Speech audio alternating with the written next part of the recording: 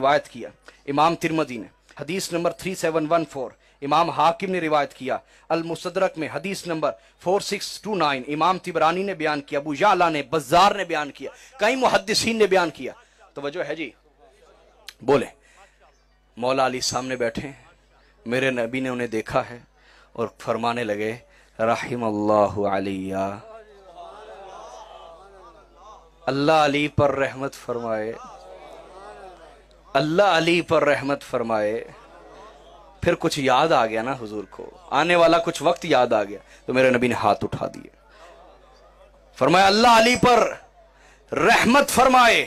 फिर हाथ उठा दिए और हाथ उठा के कहा अल्लाहुम्मा अदरिल हक्क माहु हैसुदार, ए अल्लाह अली जिधर चले तू हक को भी उधर ही चला देना।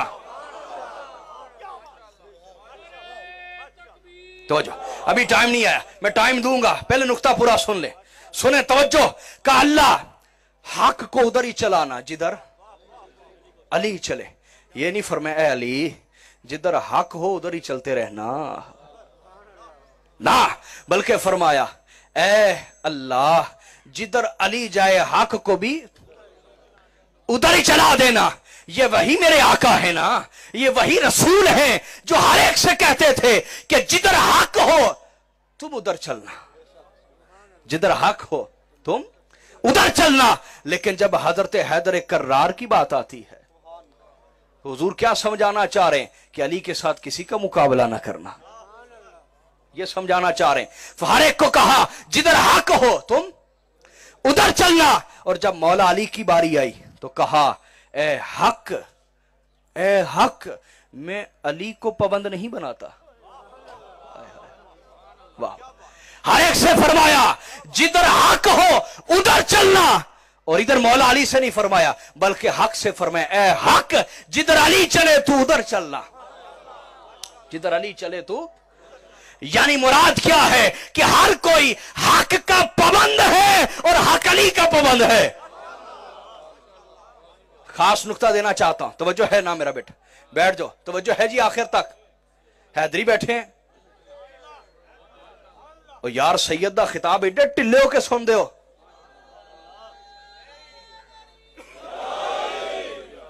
तवज्जो करें, समझे करबला है क्या है।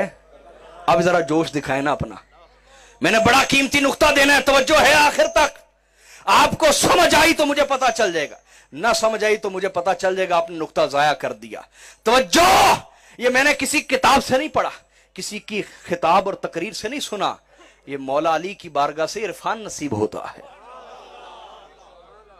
तवज्जो करें, मेरे आका ने क्या फरमाया, फरमा दिया, समझा दिया कि हर कोई हक का पाबंद है और हक अली का पाबंद है। क्यों? क्योंकि हर कोई हक के पीछे चलता है और हक अली के पीछे चलता है। हक बोलिए, अली के पीछे चलता है, हर कोई हक के पीछे चलता है और हक अली के पीछे चलता है। हुजूर समझाना क्या चाह रहे हैं? सरकार समझाना यह चाह रहे हैं, ऐ मेरी उम्मत तवज्जो में रखना, याद रखना कि हर कोई हक के पीछे चलता है और हक अली के पीछे चलता है। हुजूर आप क्या समझाना चाह रहे हैं? कहा समझाना यह चाह रहा हूं, याद रखो जो पीछे खड़ा होता है उसे मुक्तदी कहते हैं, जो आगे खड़ा होता है उसे इमाम कहते हैं। हर कोई हक का मुक्तदी है, अली हक का इमाम है।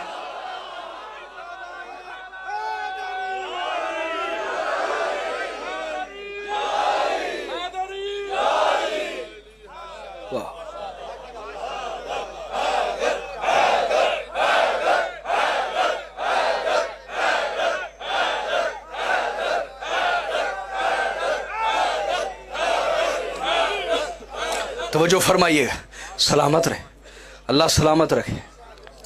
तो हदीस ने बता दिया कि हर कोई हक का मुक्तदी है और अली हक के इमाम। समझ आई बात या नहीं आई?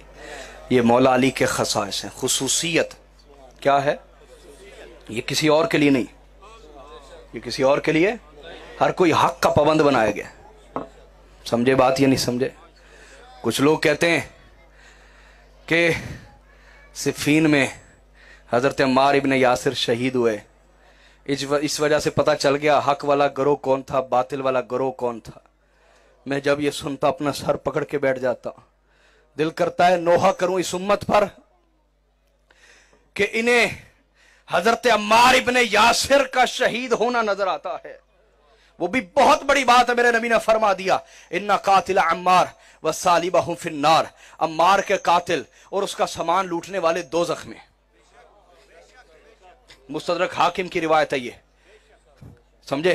وہ بہت بڑی بات ہے، لیکن امت پہ رونا آتا ہے، امت پہ رونا آتا ہے۔ انہیں یہ بھول ہی گیا کہ تلوار کس کے خلاف اٹھی تھی؟ حضرت حیدر کرار کی ذات کو کیوں فراموش کیا گیا؟ مولا علی کی ذات کو کیوں فراموش کیا گیا؟ کسی کے معیار حق کو باطل کے لیے حضرت عمار ابن یاسر کی قدموں کی خاک ہمارے آنکھوں کا سرما۔ لیکن میں اور بات کر رہا ہوں، یہ کوئی اور فریاد ہے۔ میں کہتا ہوں اہل بیت کو فراموش کیوں کیا گیا؟ اہل بیت کے معاملے کو اتنا ہلکا لیا گیا؟ ارے نہیں نہیں، یاد رکھو حق مولا علی کا پابند ہے، لہذا جو مولا علی کی امامت قبول نہیں کرتا وہ پہلے دن سے باطل پہ ہے۔ اسے غلط ثابت کرنے کے لیے کسی کو خون بہنے کی ضرورت؟ معیار اہل بیت ہے۔ معیار کون ہے بولیے؟ اور یاد رکھے رسول اللہ خود اہل بیت میں شامل، رسول اللہ بولیے خود اہل بیت میں شامل۔ اگر میرے حسن مجتبی ان کے لفظ صلح کا پردہ نہ ہو تو یہ اپنے ممدوح کو مسلمان ثابت کرنا بھی ان کے لیے مشکل ہو جائے گا۔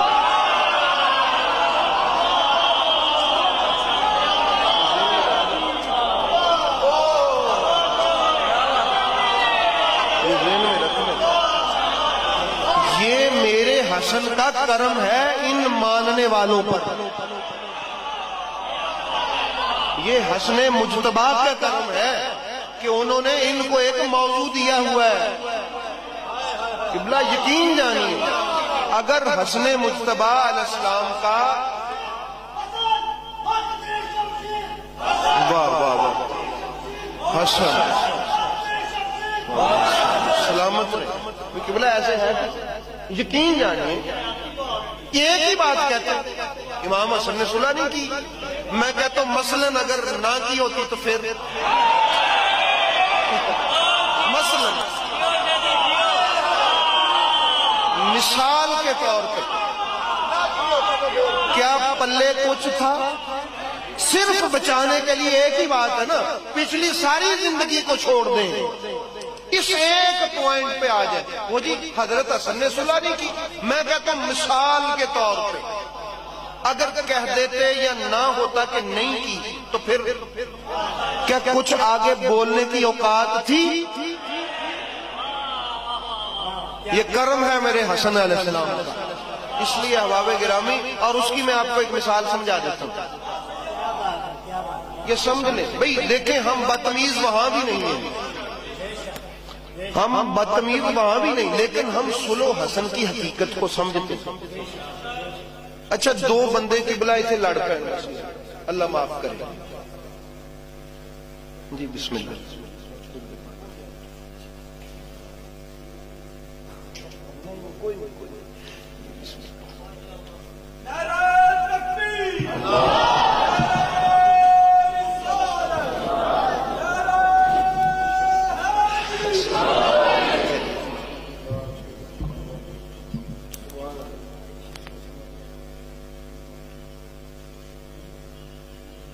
جی تشریف رکھیں، تشریف رکھیں، تشریف رکھیں، بسم اللہ جی، بسم اللہ سادات تشریف رکھیں۔ ایک مثال ہے، مثال کے طور پہ دو بندے قبلہ لڑ پیندے، شاہ صاحب دو دی لڑائی ہو پیندی، اب پریا میں فیصلہ آتا ہے پنچایت میں، پنچایت فیصلہ یہ کرتی کہ اے جڑا بندہ ہے نا زید، یہ 5 سال اس محلے تھانی نہ لنگے یا اس آبادی میں نہ رہے, چلا جائے یہاں سے, پھر صلح ہے. شرط کی سمجھ آ جائے, 2 بندے لڑ پے تو یہ قبلہ پرسوں میں اس محلے تریا پھرے تو صلح ہے. پتہ نہیں آپ سمجھے نہیں شاید. پنچایت فیصلہ کر دے کہ ان کی صلح اس شرط پہ ہے کہ یہ بندہ یہاں نہ رہے, یہ کسی اور علاقے میں رہے, پھر صلح ہے. اور وہ آ جائے کل پرسوں کو پھر اسی محلے میں, اور پھر لڑائی ہو پائے تو پنچایت کیا کہے گی؟ بھائی صلح تو تسی توڑی نا, صلح تو نہیں رہن دیتی, اب ہمیں کیا بتانے آئے ہو؟ مولا حسن علیہ السلام نے چھوڑے ساری شرائط کو, کیا لکھ کے ان سے انگوٹھے سین نہیں کروائے تھے کہ یزید نہیں بنے گا؟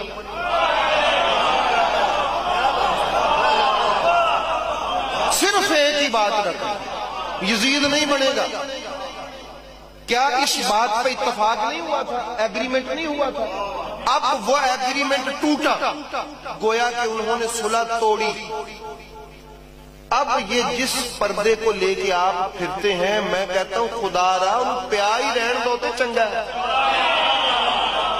صلح کی رٹ نہ لگائیں.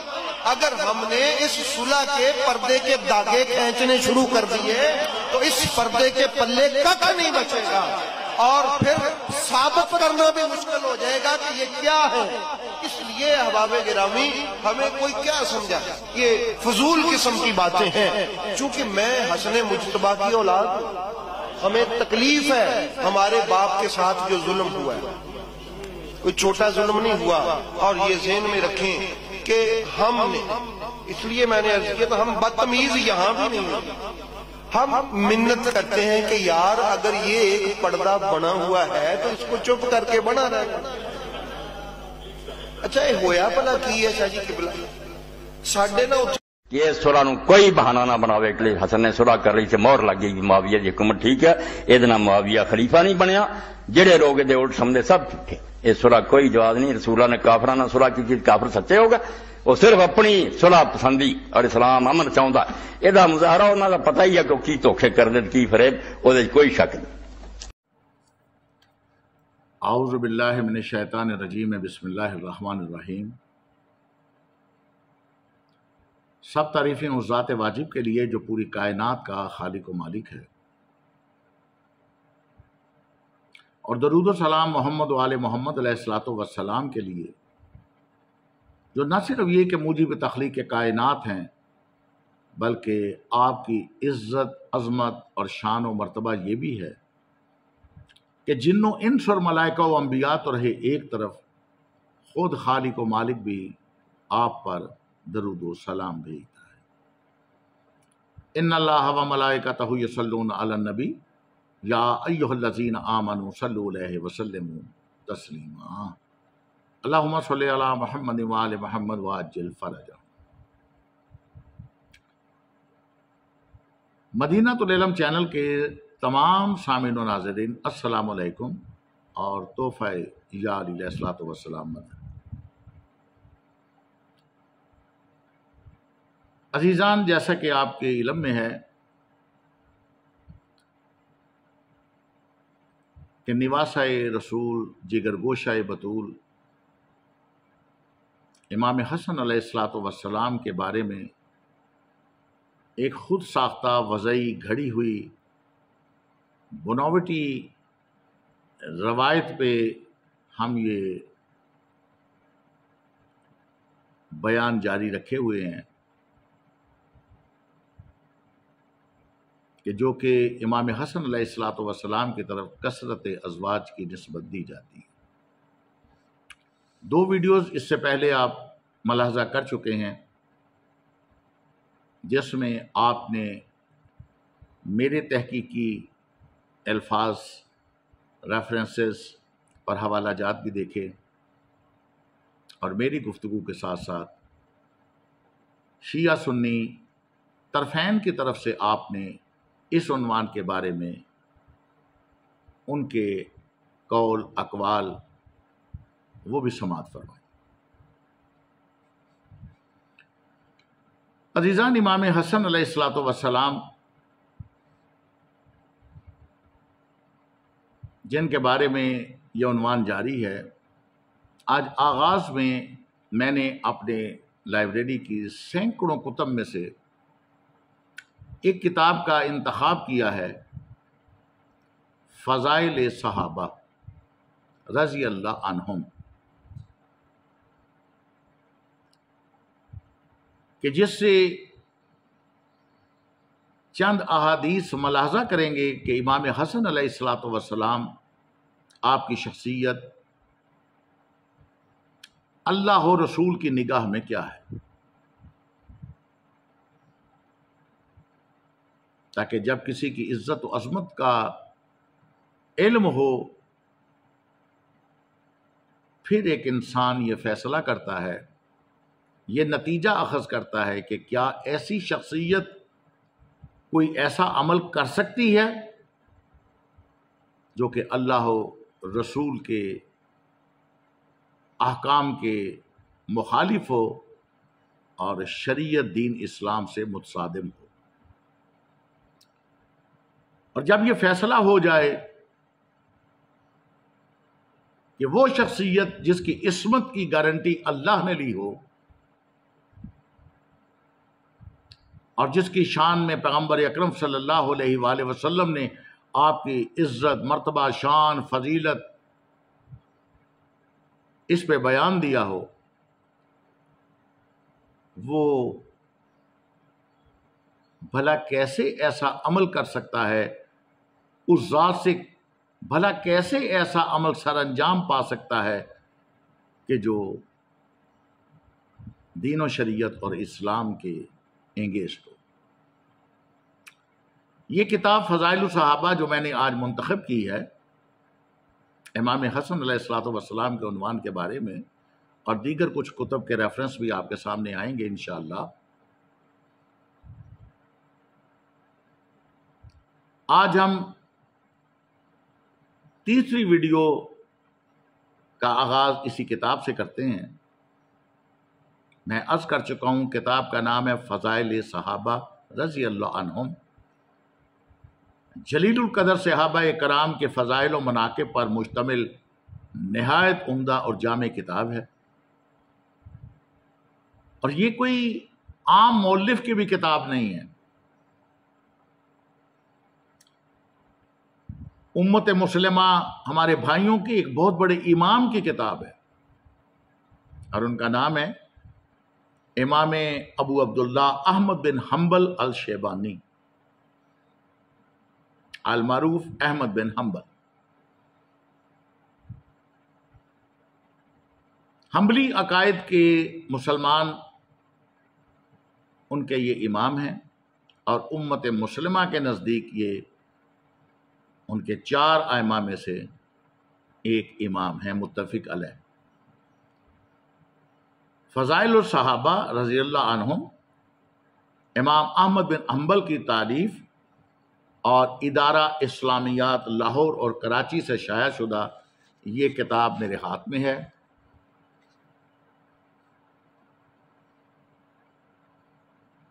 فضائل الصحابہ بڑی ضخیم کتاب ہے۔ اس کے صفحہ نمبر 481 سے ہم کچھ احادیث تلاوت کرنے کا شرف حاصل کرتے۔ حدیث کا نمبر ہے 1349، 1349، اور حدیث کے الفاظ ہیں کہ سیدنا ابو ہریرہ سے مروی ہے کہ نبی پاک صلی اللہ علیہ وآلہ وسلم نے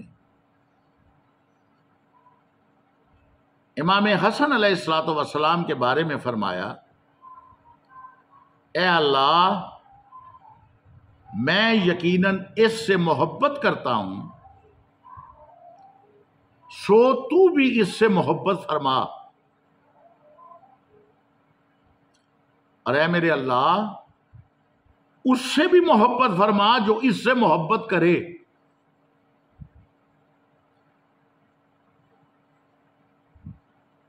اب امت مسلمہ کے لیے غور و فکر ہے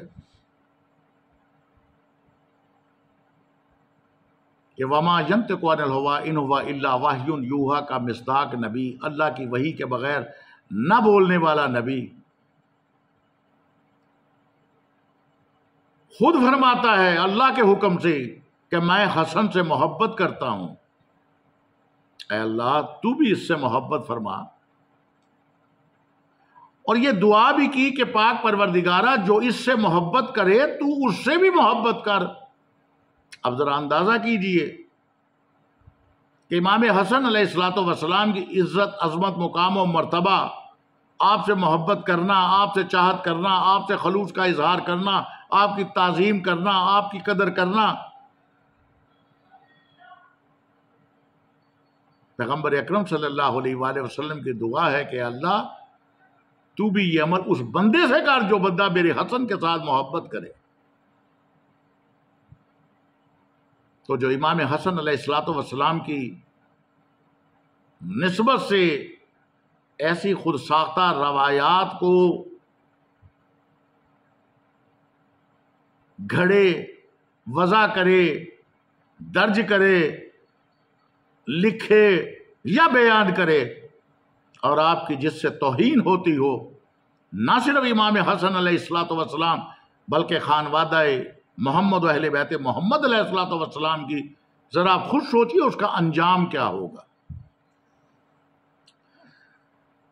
آگے چلتے ہیں، آگے ایک اور حدیث، اور حدیث کا نمبر ہے 1352 1352۔ اس میں بھی پاک پروردگار اللہ سے دعا کرتے ہیں ان جملوں کے ساتھ کہ اسامہ بن زید بیان کرتے ہیں کہ رسول اللہ صلی اللہ علیہ وآلہ وسلم نے حسن کو پکڑا اور فرماتے تھے اللہ میں ان سے محبت کرتا ہوں لہذا تو بھی ان سے محبت فرما۔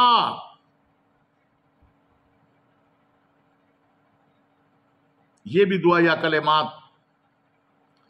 اور پھر 1353 نمبر حدیث کہ رسول مکرم صلی اللہ علیہ وآلہ وسلم نے سیدنا حسن بن علی کو اپنے کندھے پر بٹھایا اور فرما رہے تھے اے اللہ میں اس سے محبت کرتا ہوں تو بھی اس سے محبت فرما۔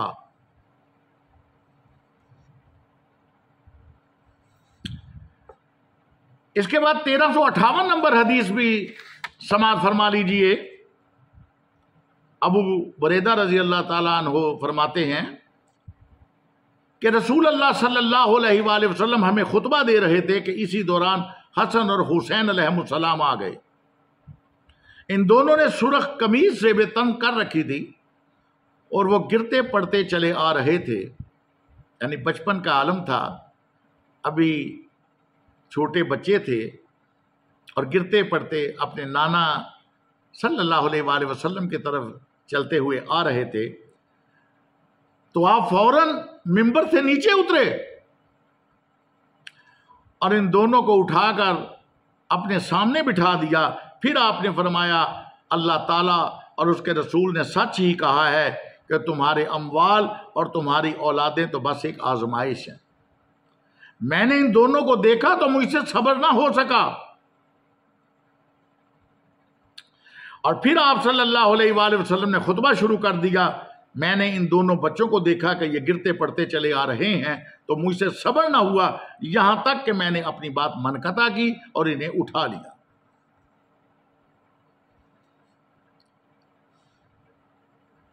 عزیزان،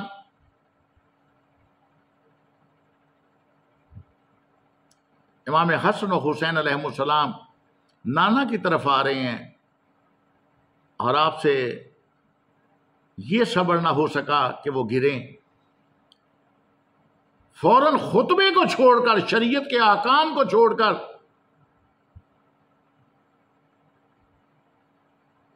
آپ دونوں کو اپنی گود میں اٹھایا، اپنے ممبر پہ لائے اور پھر خطبہ جاری کیا۔ امت مسلمہ کے لیے لمحہ فکر بھی ہے اور مقام غور و فکر بھی کہ جو حسن حسین کو اس انداز سے چلتا ہوا دیکھ کر کے کہیں گر نہ جائیں تو صبر نہیں کر سکے۔ ذرا سوچئے کہ جب امت مسلمہ ان کے لیے توہین آمیز کلمات ادا کرے گی تو پھر کیا آپ صبر کر سکیں گے؟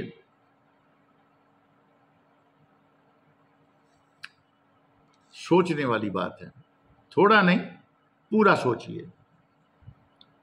اور اس کے بعد حدیث نمبر 1359 ہے کہ نبی پاک صلی اللہ علیہ وآلہ وسلم فرماتے ہیں حسنین شریفین سیدین کے لیے کہ جس نے ان دونوں سے محبت رکھی اس نے یقیناً مجھ سے محبت رکھی، اور جس نے ان دونوں سے بغض رکھا اس نے یقیناً میرے ساتھ بغض رکھا، اور ان دونوں سے مراد حسن اور حسین علیہ السلام ہیں۔ مسلمان سوچیں بغض کی کتنی قسمیں ہیں، بغض کتنی طرح کا ہوتا ہے، اور کیسے اس کا اظہار ہوتا ہے۔ ذرا سوچئے کہ دشمنان اہل بیت کی مدافعت میں اور خود اہل بیت علیہ السلام کے خانوادے کے افراد کی ہی توہین کی جائے، یہ بغض نہیں تو اور کیا ہے؟ یہ اہل بیت سے عناد نہیں تو اور کیا ہے؟ افسوس تو یہی ہے کہ حسنین کے نانا کا کلمہ پڑھ کے مسلمان ہو کر اور مجسم اسلام محمد و اہل بیت محمد علیہ السلام کی مخالفت کا ٹھیکہ ہی مسلمانوں نے اٹھا لیا۔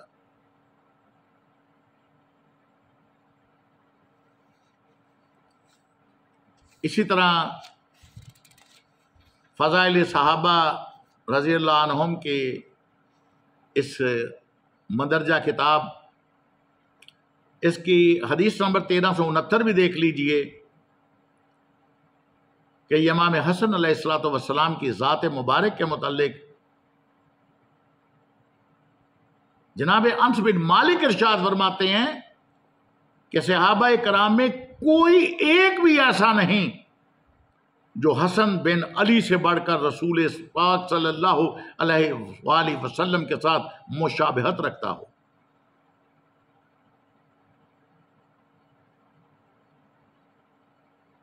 یعنی کہ آپ شبیہ رسول تھے، تو شبیہ رسول پہ جو ظلم و ستم روا رکھے گئے،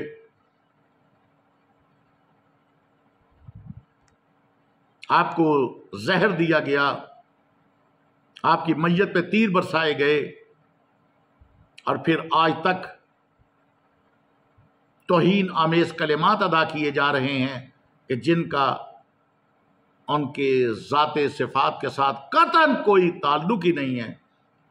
ایسی ایسی باتیں من گھڑت ان ذوات مقدسہ سے منسوب کی جا رہی ہیں، اور کس سے؟ جو شبیہ پیغمبر اکرم صلی اللہ علیہ وآلہ وسلم تھے۔ سوچئے گا ضرور۔ حدیث نمبر 1376 بھی سن لیجئے۔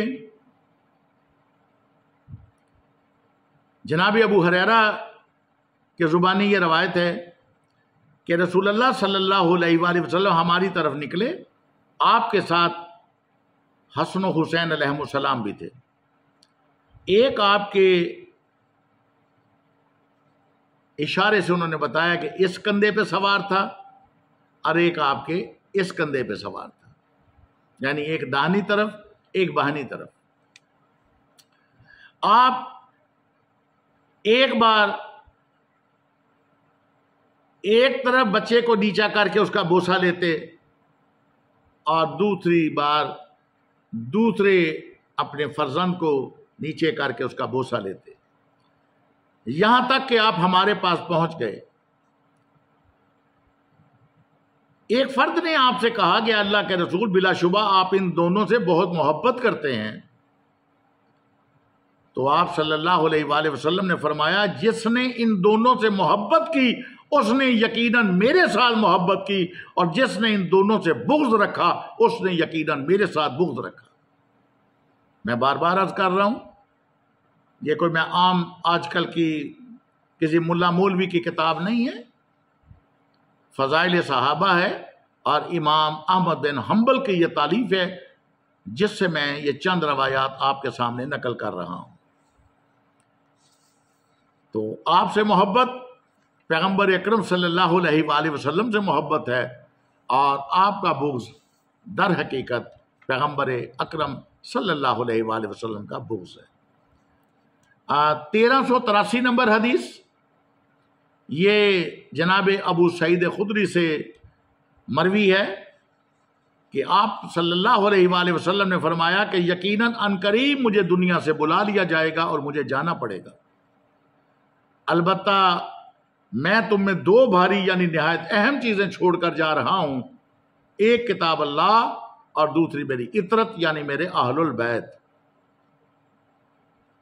बिला शुबा लतीफ़ व खबीर यानी अल्लाह ताला ने मुझे बतलाया है कि ये दोनों चीज़ें जुदा नहीं होंगी यहाँ तक कि हौज़ कौसर पर मेरे पास आ जाएं। सो मैंने देखना है कि मेरे बाद इन दोनों से तुम क्या सलूक करते हो। अजीज़ान, पैगंबर अकरम सल्लल्लाहु अलैहि वसल्लम तो उम्मत मुस्लिमा को एक आजमाइश में डाल के इस दुनिया से तशरीफ ले गए, एक इम्तिहान में डाला कि मैं देखता हूं कि मेरे बाद तुम इनसे क्या सलूक करते हो। और उम्मत मुस्लिमा ने जो सलूक रवा रखे आपके खानवादा इस्मत से, वो अज़हर मिन शम्स है। मेरा ख्याल है मैं इसी पे ही, क्योंकि दामन वक्त में इतनी गुंजाइश नहीं होती, मैं इसी पे ही इक्तफा करता हूं।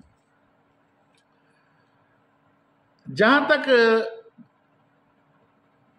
मैंने पिछली दो वीडियोस में भी अर्ज किया कि असल में तारीख की इब्तदा जो है ना, और झूठी रवायतों की इब्तदा पैगंबर अकरम सल्लल्लाहु अलैहि वसल्लम के हयात मुबारका में ही हो चुकी थी। यकीनन मैं इसका रेफरेंस भी दे चुका हूं, सियाह सित्ता से मौजूद। मेरे हाथ में एक किताब है तारीख़ इमाम हसन अलैहिस्सलाम, ये मेरे पास मौजूद है, और ये प्रोफेसर ख्वाजा लतीफ़ अंसारी मरहूम की किताब है। मौलिफ अपनी इस किताब के सफ़ा नंबर 216 पर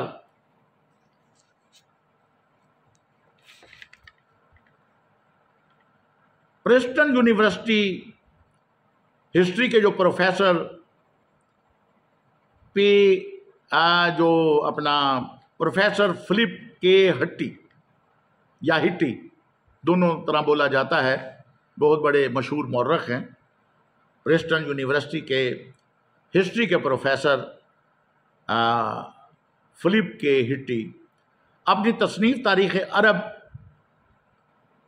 अरबिक हिस्ट्री में लिखते हैं कि मुसलमान अरबों के दो फरीक हैं। जब भी कोई मजहबी, सियासी या समाजी नज़ा होती थी तो हर एक फरीक अपनी तायद में रसूलुल्लाह सल्लल्लाहु अलैहि वसल्लम की हदीस ही पेश करता था, खा वो हदीस सही हो या मौजूआ, खुद साख्ता हो या झूठी। इसलिए मौला अली अलैहिस्सलातु वस्सलाम और उनके मुखालिफीन जो भी झगड़े हुए, इनके जो बाहमी अदावत ये झूठी हदीसों के बनने का ही बायस हुई। और एक जुमला वो लिखते हैं, और इसलिए भी कि इसके अलावा उलमा की कसीर तादाद के लिए ये दौलत कमाने और रुपया पैदा करने का जरिया भी बन गया। और मौलिफ इसी किताब के सफ़ा नंबर 217 पे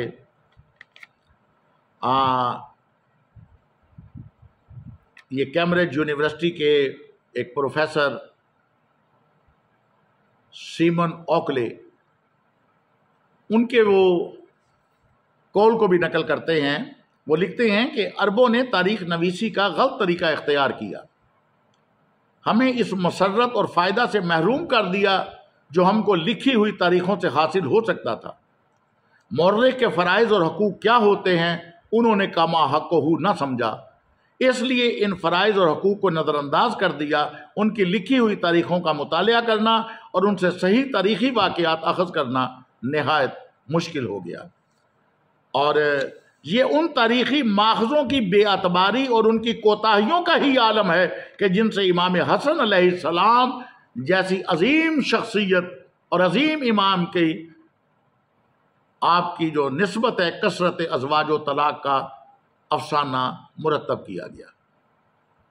یہ ایک غیر مسلم مورخ لکھ رہا ہے۔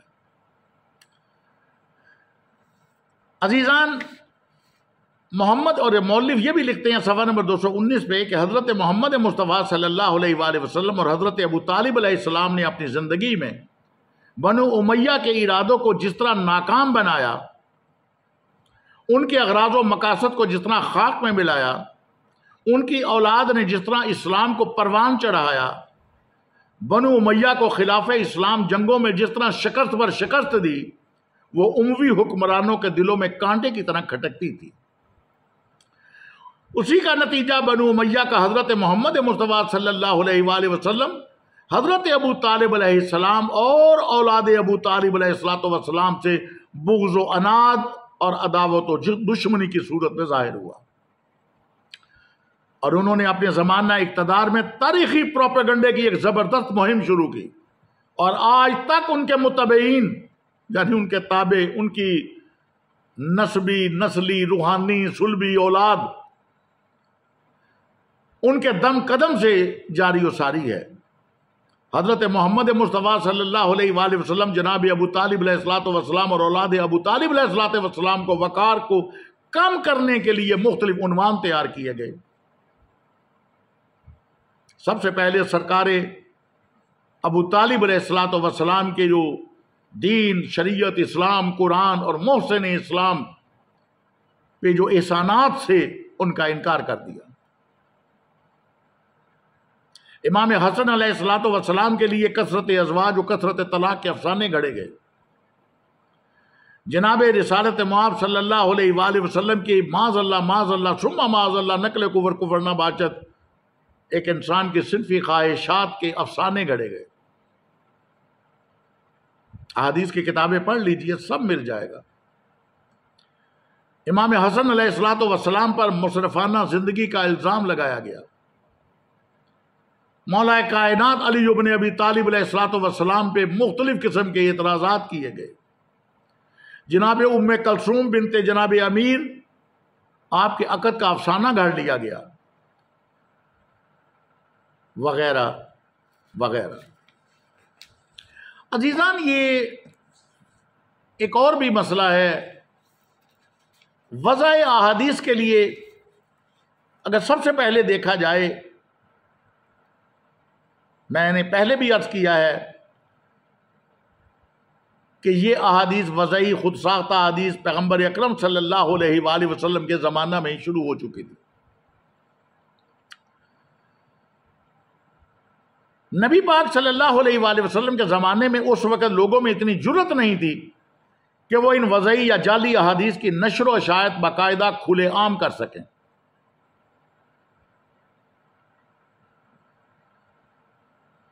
بالکل ایسے ہی جیسے آج کو یزید کو امیر المومنین کہا جا رہا ہے، یزید کے لیے رضی اللہ تعالی عنہ کا لاحقہ لگایا جا رہا ہے، اور دشمنان اہل بیت جنہوں نے اولاد علی اور علی علیہ السلام پر سب و شتم کا سلسلہ جاری رکھا، ان کی مدافعت کے لیے لوگ کمر بستہ ہیں، اور طرح طرح کی ان کی شان میں خود ساختہ روایات و احادیث سنا کر کلابے ملائے جا رہے ہیں، اور ان کی شخصیات کو کہاں سے کہاں پہنچا دیا جا رہا ہے۔ اس وقت یہ کھلے عام کسی کی جرت نہیں ہوتی تھی۔ یہ احادیث افواہ کی شکل میں بلا کسی سلسلہ سند کے اپنے ہی حلقہ میں پھیلائی جاتی تھی، تاکہ اصل راوی کا پتہ ہی نہ چل سکے اور وہ راوی پہچان نہ لیا جائے۔ رسول اللہ صلی اللہ علیہ وآلہ وسلم کو ان کی حرکات کا علم تھا، چنانچہ آپ نے عام مسلمانوں کو اس فتنہ کی طرف مندرجہ ذیل الفاظ میں متوجہ کیا۔ یہ عبارت توضیح الدلائل علی ترجیح الفضائل علامہ شہاب الدین سے نقل کی جا رہی ہے، اور نبی پاک صلی اللہ علیہ وآلہ وسلم اس طرح فرماتے تھے: اے لوگو، خدا سے ڈرو جیسا کہ اس سے ڈرنے کا حق ہے، اور مرتے دم تک مسلمان رہو۔ یعنی اصل ایمان خاتمہ بالخیر پہ ہوتا ہے، اور جان لو کہ خدا سب کو محیط ہے۔ معلوم کرو کہ میرے بعد فوراً ہی ایسے لوگ ظاہر ہوں گے جو میرے اوپر جھوٹ بولیں گے اور میری نسبت جھوٹی احادیث لوگوں میں بیان کریں گے، اور وہ قبول بھی کی جائیں گی۔ میں پناہ مانگتا ہوں خدا سے اس بات پہ کہ میں خدا کی طرف سے حق کے علاوہ کچھ اور کہوں، یا تم کو ایسی بات کا حکم دوں جس کا خدا نے مجھے حکم نہیں دیا، یا خدا کے سوا اور کسی کی طرف تمہیں بلاؤں، اور عنقریب یہ ظالم جان لیں گے کہ ان کا حشر کیا ہو۔ اب عزیزان، ایک اور جگہ بھی فرمایا کہ میرے اوپر جھوٹ باندھنے والے بہت ہوں گے، پس حدیث کو قرآن کے مطابق کر لیا کرو، جو قرآن کے مطابق ہو اسی پر عمل کرو، اور جو مخالف کلام اللہ ہو اسے چھوڑ دو۔ اور یہی ریفرنس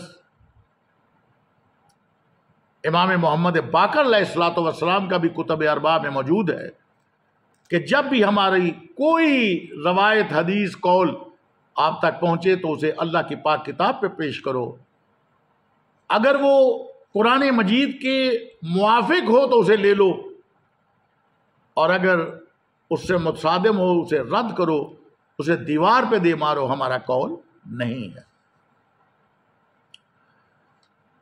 لیکن بعد رسول پاک صلی اللہ علیہ وآلہ وسلم یہ لوگ کھل کر سامنے آ گئے، اور سب سے پہلے احادیث رسول صلی اللہ علیہ وآلہ وسلم کو مٹانے کی فکر کی،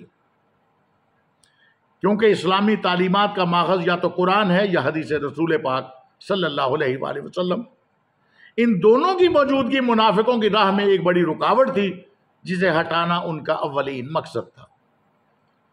ان کو خوب معلوم تھا کہ اگر یہ دونوں قرآن و حدیث باقی رہ گئیں تو ہمارا قدم جمانا مشکل بلکہ ناممکن ہوگا، اور آج نہیں تو کل سے ہی آنے والا مسلمان ان پہ جب غور کرے گا تو ہماری سازش کا پردہ بھی چاک ہوگا، اور اسلام کے اصلی رہنماؤں کا پتہ لگانے میں بھی انہیں دیر نہیں لگے گی۔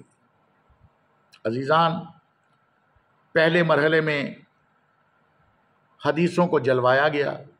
الفاروق شبلی نعمانی میں لکھتے ہیں، شبلی نعمانی الفاروق میں لکھتے ہیں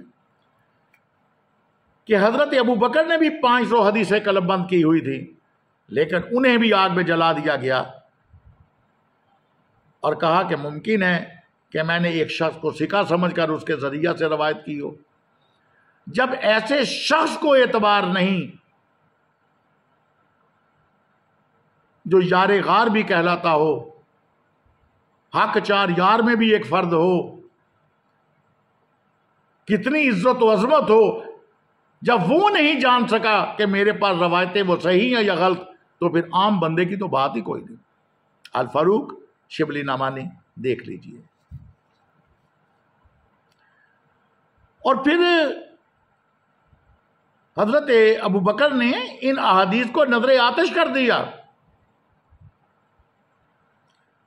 اور تمام صحابہ کے سامنے اسے جلایا۔ طبقات ابن سعد کی 5ویں جلد میں یہ واقعہ درج ہے، آپ ملاحظہ فرما سکتے ہیں۔ دوسرا مرحلہ یہ ہوا کہ احادیث کو بیان کرنے پر پابندی بھی لگا دی گئی، اور یہ بھی علامہ شبلی نعمانی اپنی کتاب الفاروق میں رقم تراز ہیں کہ ایک مرتبہ حضرت عمر نے ابی بن قوف جیسے جلیل القدر صحابی کو روایت احادیث کی بنا پر پیٹنے پہ تل گئے، اور اسی جرم میں عبداللہ بن مسعود، حضرت ابو ذر اور حضرت ابو درداء جیسے عظیم المرتبت اصحاب کو بند کر دیا تھا، یعنی احادیث بیان کرنے پہ بھی پابندی لگا دی۔ اور تیسرا مرحلہ یہ ہوا کہ ایسی فیکٹریاں ایجاد کر دی گئیں، ایسی فیکٹریاں لگا دیں کہ جہاں سے وضعی احادیث کا ایک انبار پروڈکشن شروع ہو گئی، اور 90 برس تک ایشیائے کوچک اور اندلس تک مساجد جامعہ میں آل فاطمہ کی توہین کی، اور جمعہ میں برتھرے ممبر حضرت علی علیہ السلام پر لعن کہلوایا، سینکڑوں ہزاروں حدیثیں حاکم شام کے فضائل میں بنوائیں، عباسیوں کے زمانے میں ایک ایک خلیفہ کے نام بنام پیش گوئیاں حدیثوں میں داخل ہو گئیں۔ علامہ شبلی نعمانی سیرت النبی دیکھ لیجئے۔ اور پھر عزیزان بات یہی پہ ختم نہیں ہوئی، پھر ایسی ایسی احادیث وضع کی گئیں کہ العما العما۔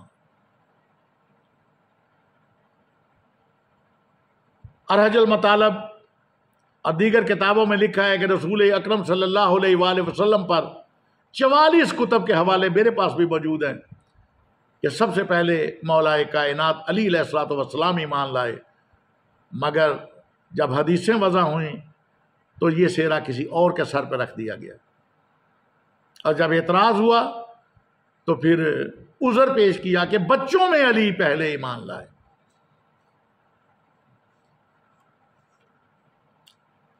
رسول اکرم صلی اللہ علیہ وآلہ وسلم نے کتب احادیث فریقین کی گواہ ہیں کہ مولا کائنات کو صدیق اکبر اور فاروق اعظم کا لقب دیا، مگر خود ساختہ احادیث وضع کرنے والوں نے یہ القابات بھی اوروں میں تقسیم کر دیے۔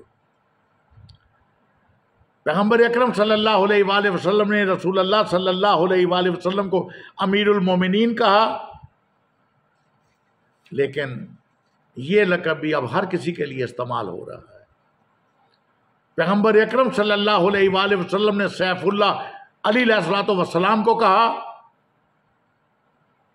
مگر واضحین احادیث نے اسے بھی ایک دشمن علی کے سر پہ اس کا سہرا باندھ دیا۔ رسول پاک صلی اللہ علیہ وآلہ وسلم نے مولا کائنات کا دروازہ مسجد نبوی میں کھلا رہنے دیا، مگر واضحین احادیث نے اس میں بھی کئی اور ناموں کا اضافہ کر دیا۔ قرآنی آیت وَمِنَ النَّاسِ مَن يَشْرِي نَفْسَهُ ابْتِغَاءَ مَرْضَاتِ اللَّهِ مولا کائنات کی شان میں نازل ہوئی، مگر تاریخوں میں درج ہے کہ کئی لاکھ درہم دے کر یہ بھی ایک حدیث وضع کرنے والے سے یہی آیت جو مولا علی کی شان میں تھی، یہ ابن ملجم کی شان میں اس کا شان نزول بیان کر دیا گیا۔ حدیث ثقلین پیغمبر اکرم صلی اللہ علیہ وآلہ وسلم واضح حدیث ہے، مسلم شریف میں درج ہے، لیکن اس میں اہل بیت کا لفظ مٹا کر سنت کا لفظ وضع کر دیا گیا۔ پیغمبر اکرم صلی اللہ علیہ وآلہ وسلم نے فرمایا کہ یا علی تیری منزلت مجھ سے ہارون و موسیٰ کی ہے، فقط یہ کہ میرے بعد الا انہ لا نبی بعدی، میرے بعد نبوت نہیں، مگر اس کے لیے بھی ماشاءاللہ کسی اور نام کو جگہ دے دی گئی۔ رسول پاک صلی اللہ علیہ وآلہ وسلم نے فرمایا میں شہر علم ہوں، علی اس کا دروازہ ہے، تو اس کے ساتھ کئی اور لاحقے لگا دیے گئے، کھڑکیاں، چھت، دروازے اور پرنالہ جیسے لفظ بھی استعمال کر لیے گئے، وضع کر دیے گئے۔ رسول اکرم صلی اللہ علیہ وآلہ وسلم نے مولا کائنات سلمان، ابو ذر اور مقداد کو 4 یار بتایا، لیکن الفاظ میں تبدیلی پیدا ہو گئی نظریہ ضرورت کے تحت۔ خیر، یہ ایک نمونہ تھا بتانے کے لیے کہ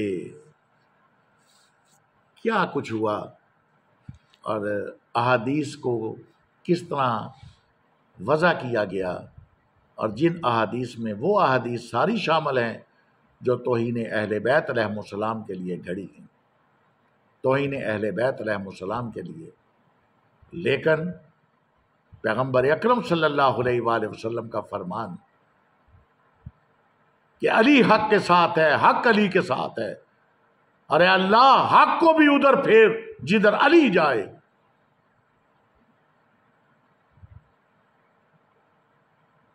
اب حق کو ڈھونڈنا مشکل پھر بھی نہیں، جہاں اہل بیت ہوگی کچھ ہو یا نہ ہو حق ہوگا، اور جہاں حق ہو وہاں کوئی بھی ہو یا نہ ہو مگر اہل بیت ہوگی۔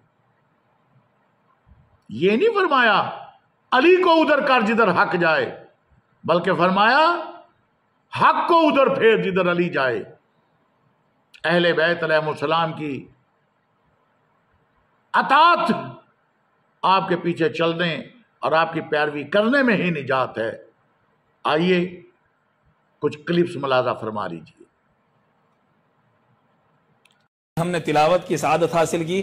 اے نبی آپ فرما دیجئے کہ تبلیغ رسالت کے بدلے میں تم سے کچھ نہیں مانگتا، لا اسألکم، میں سوال نہیں کرتا، الا المودۃ فی القربى، سوائے اس کے کہ میرے قرابت داروں سے محبت کرو، میرے قرابت داروں سے محبت کرو۔ صحابہ کرام کا ہم پر احسان یہ ہے کہ انہوں نے سوال کر کے مسئلہ حل کر دیا، ورنہ دشمن علی کوئی ایسا ہیلا کرتا کہ اس سے پنجتن کو الگ کر دیا جاتا۔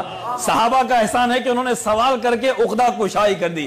من قرابتک ہؤلاء الذین وجبت علینا مودتہم، یا رسول اللہ یہ آپ کے کون سے قرابت دار ہیں جن کی محبت ہم پہ لازم کی جا رہی ہے؟ علینا کس پر؟ صحابہ پر لازم کی گئی، صحابہ سے لے کر قیامت تک کی امت پر یہ محبت واجب کی جا رہی ہے۔ آج صحابہ اہل بیت کا تقابل کرنے والوں سے ہم دعوت فکر دیتے ہیں کہ بابا تقابل نہیں، یہاں ان کی محبت ان پر فرض کی جا رہی ہے، پنجتن کی محبت صحابہ پر لازم کی جا رہی ہے۔ اور جب کبھی رسول پاک نے فرمایا میں تم میں دو چیزیں چھوڑے جا رہا ہوں، کس میں؟ صحابہ میں۔ اے میرے صحابہ میں تم میں دو چیزیں چھوڑے جا رہا ہوں، جب تک تم انہیں تھامے رہو گے تم گمراہ نہیں ہو سکتے۔ تو یہ پیغام اور خطاب بھی صحابہ سے ہو رہا ہے۔ اے بعد میں آنے والے تنگ نظر ہو، جب صحابہ اہل بیت سے بے نیاز نہیں ہو سکتے، آج دینی حلیہ بنا کر قال اللہ قال رسول اللہ کی آڑ میں اہل بیت سے دور کر کے یہ گمان نہ کرو کہ تمہارا بیڑا پار ہوگا۔ بیڑا تو ایک ہی نبی نے دیا ہے اور وہ بیڑا اہل بیت کا دیا ہے، بیڑا ایک ہی ہے۔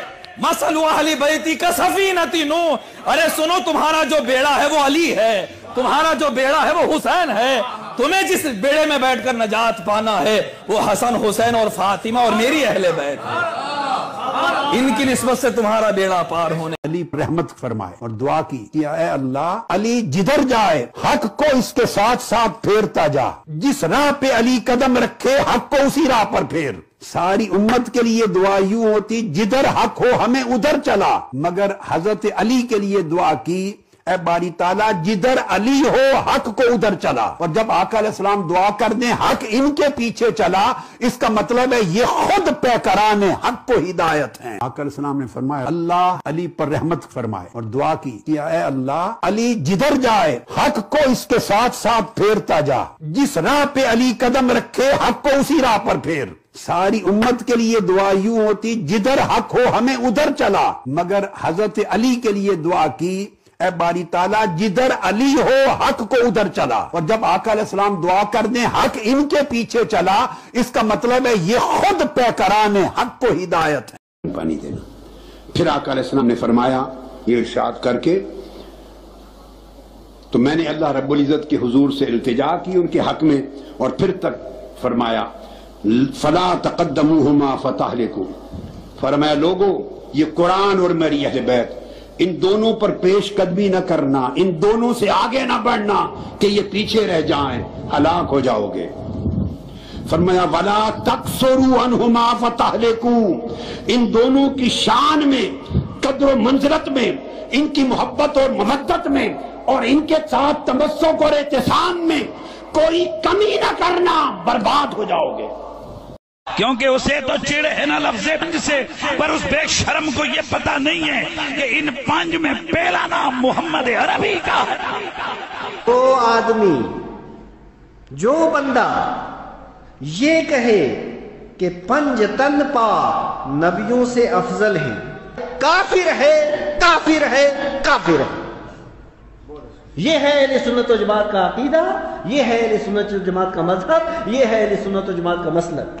الحمد تا والناس پورا قرآن ہی پنج تن کی شان میں نازل ہوا ہے۔ ابھی بھی کئی دماغ سٹک ہو گئے، ان کو تالے لگ گئے۔ قریشی صاحب نے او بندے بننا، پنج تن میں پہلا نام میرے نبی کا ہے، تو ظاہر ہے یہ سارا قرآن نبی کی شان میں تو آیا۔ اور شاہ جی میں جب کسی کو لتر مارنا چاہتا ہوں نا، میں جملے ویسے بولتا ہوں، نہ ہضم ہوتے ہیں نہ اگل سکتے ہیں۔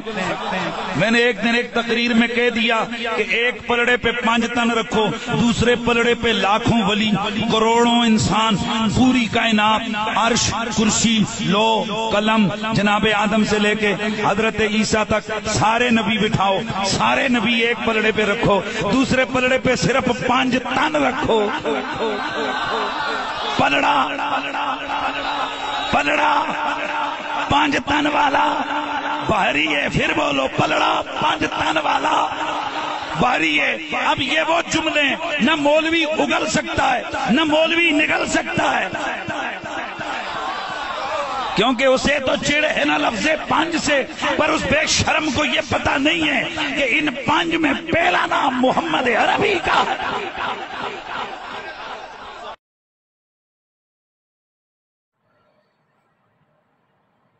جی ناظرین، آپ نے ملاحظہ کیا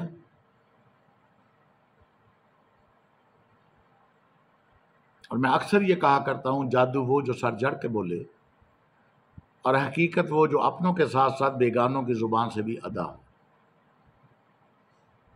حق علی کے ساتھ ہے، علی حق کے ساتھ ہے، اور حق بھی ادھر پھرتا ہے جدھر علی جائے۔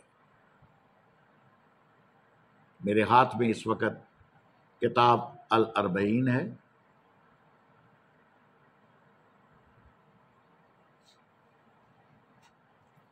سنی بھائیوں کی کتاب ہے۔ عبداللہ بن صالح بن محمد العبید مؤلف ہیں، اور اس کا ترجمہ، تخریج، تحقیق، تشریح قاری ظہور احمد صاحب قبلہ فیضی صاحب نے کیا ہے۔ مکتبہ باب العلم لاہور سے یہ شائع شدہ ہے۔ اس کے صفحہ نمبر 183 پہ مؤلف یہ لکھتے ہیں،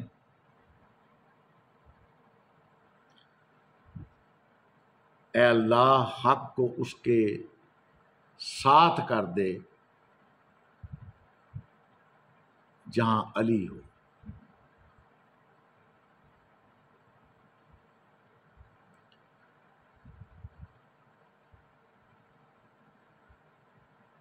علی قرآن کے ساتھ ہے، قرآن علی کے ساتھ ہے، اور مولائے کائنات جدھر رخ کرتے حق اسی طرف ہو جاتا، کیونکہ یہ حدیث پاک کے الفاظ ہیں۔ مؤلف لکھتے ہیں، خیال رہے کہ حدیث کا مفہوم یہ نہیں کہ جدھر حق ہو ادھر علی کو کر دے، بلکہ یہ ہے کہ جدھر علی ہو ادھر حق کو کر دے۔ لہذا جدھر مولائے کائنات علی علیہ الصلوۃ والسلام کی عقل و فکر نے رخ کیا، حق ادھر ہی ملے گا، اور یہی تعویل قرآن بنتی چلی گئی۔ اور بعض علماء کرام نے اس حقیقت کو سیدنا علی علیہ الصلوۃ والسلام کے علمی رسوخ اور اجتہاد سے تعبیر کیا ہے۔ یہ حق علی کے ساتھ ہے، علی حق کے ساتھ ہے۔ یہ میں نے حوالہ آپ کے سامنے پیش کر دیا۔ عزیزان، جاری عنوان امام حسن علیہ الصلوۃ والسلام پہ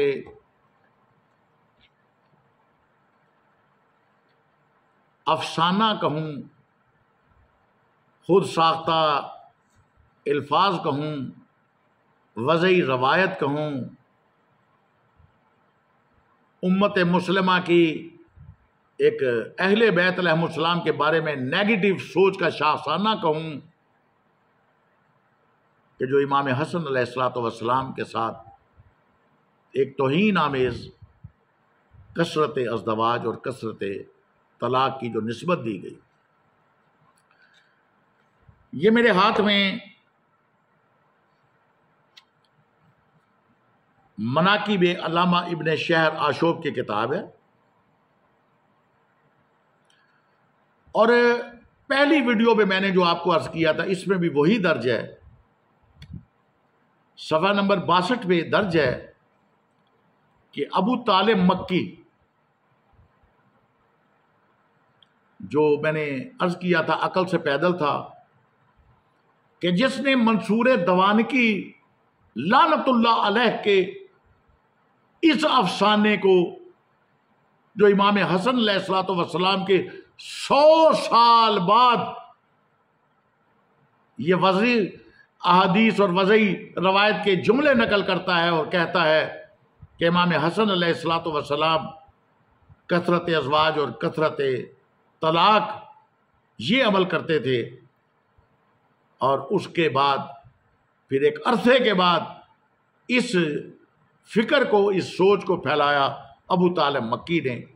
ابو طالب مکی صاحب کتاب لکھتے ہیں، اپنی کتاب قوت القلوب میں لکھا ہے کہ امام حسن علیہ السلام نے 250 عورتوں سے تزویج کی، اور عزیزان کہیں 70 ہے، کہیں 90 ہے، کہیں 100 ہے، کہیں 150 ہے، کہیں 200 ہے، کہیں 300 ہے، کہیں 250 ہے،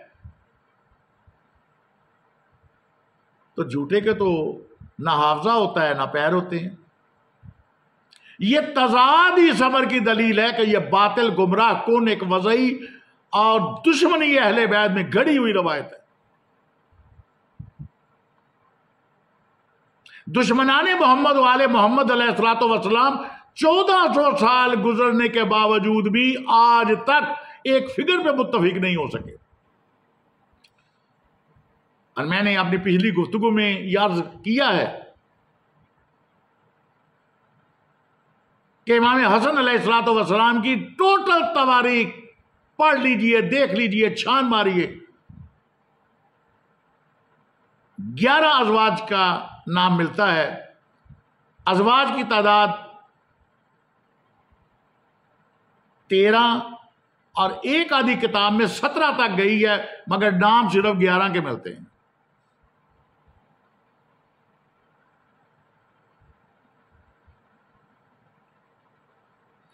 تو ان مدعیان روایت سے اپیل ہے کہ برائے مہربانی ان 300 خواتین کے ہمیں نام بتائے جائیں۔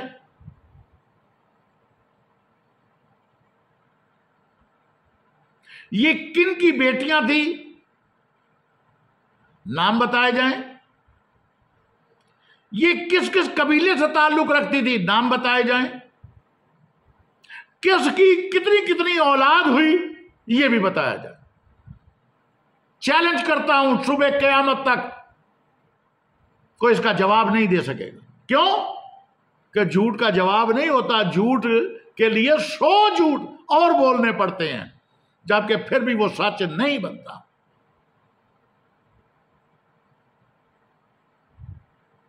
لعنت ہے ایسے ظالم اور جابر حکمرانوں پہ کہ جنہوں نے ایسی ایسی احادیث بنانے کے لیے اپنی تجوریوں کے منہ کھول دیے، اور لعنت ہے ایسے نام نہاد انسانوں پہ جو اسلام کے نام پر مجسم اسلام محمد و اہل بیت محمد علیہ السلام کے خلاف طرح طرح کی بہتان ترازیاں اور ان پہ بہتان ترازیوں پہ مشتمل روایات کو گھڑتے چلے گئے۔ اور لعنت ہے ایسے ظالموں پہ کہ جو محمد و آل محمد علیہ السلام کے لیے ایسی توہین آمیز روایتوں کو قبول کرتے ہیں، نہ صرف قبول کرتے ہیں بلکہ منبر رسول صلی اللہ علیہ وآلہ وسلم پہ بیٹھ کر ہی خانوادہ رسالت مآب صلی اللہ علیہ وآلہ وسلم کے لیے اپنی زبانیں دراز کرتے ہیں۔ لعنت اللہ علی الکاذبین، لعنت اللہ علی الظالمین، لعنت اللہ علی الخائنین، اور لعنت اللہ علی الغاصبین۔ ان سب پہ لعنت۔ اور یہی صاحب کتاب لکھتے ہیں کہ ابو طالب مکی نے قوت القلوب میں لکھا ہے کہ امام حسن علیہ السلام نے 250 عورتوں سے تزویج کی، اور بعض نے 300 تک کی تعداد لکھی ہے۔ استغفر اللہ، استغفر اللہ۔ حضرت علی علیہ السلام بقول ابو طالب مکی کے، جس کا جواب میں دے چکا ہوں پچھلی ویڈیو میں، حضرت علی علیہ السلام اس کثرت تزویج پر دل تنگ ہوئے تو آپ نے خطبہ فرمایا کہ حسن بڑے طلاق دینے والے ہیں، ان کو لڑکی نہ دو۔ اس قسم کی تمام روایات، مؤلف کیا لکھتے ہیں، اس قسم کی تمام روایات معاویہ شاہی ٹیکسال کے کھوٹے سکے ہیں۔ حاکم شام نے کردار اہل بیت علیہ السلام کو بدنام کرنے میں عموماً اور امام حسن علیہ السلام کی توہین اور آپ کو بدنام کرنے میں خصوصاً اپنے خزانوں کے منہ کھول دیے تھے۔ چنانچہ زر پرست اہل قلم نے اپنے ایمان بیچ کر اس قسم کی بے شمار خرافات اپنی کتابوں میں بھر دی۔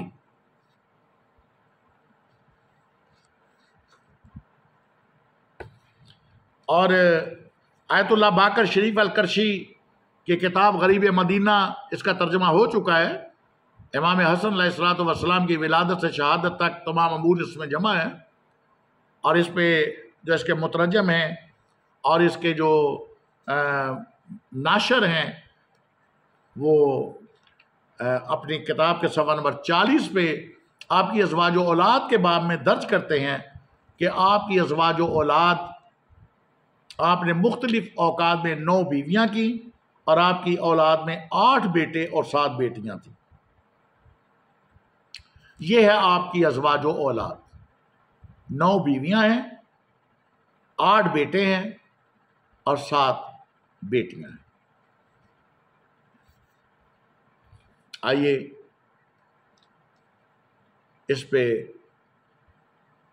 مکتب تشیع اور مکتب تسنن مختلف حضرات کا تبصرہ مزید سن لیجیے۔ بڑی مستند کتاب ہے، 70 نہیں، اس میں 120 شادیوں کا لکھا ہوا ہے۔ باقی حضرت حسن نے یہ 120 شادیاں کیسے کی، 4 سے زیادہ تو جائز ہی نہیں ہے، تو وہ طلاقیں دے دے کے کرتے تھے۔ ایسا بھی ہوا ایک مجلس میں 4 شادیاں کی انہوں نے اور 4 کو طلاق دی، پھر 4 شادیاں، ایسے بہت کیا انہوں نے۔ رہا یہ مسئلہ کہ اتنی طلاقیں دینا شریعت میں پسندیدہ ہے یا نہیں ہے، تو طلاق دینا شریعت میں پسندیدہ نہیں ہے، جمہور صحابہ کا یہی مذہب ہے۔ حضرت حسن یہ اس لیے کرتے تھے کہ لوگ خود اپنی بیٹیاں ان کو نکاح کے لیے پیش کرتے تھے۔ لوگ یہ کام کیوں کرتے تھے؟ اس لیے کہ وہ کہتے تھے بھائی حضرت حسن کا ارادہ نہیں ہے نکاح کرنے کو، وہ لوگ کہتے تھے بس آپ کر لیں، کیوں؟ تاکہ ہماری رشتہ داری محمد صلی اللہ علیہ وسلم سے جڑ جائے، بے شک آپ بعد میں طلاق دے دینا۔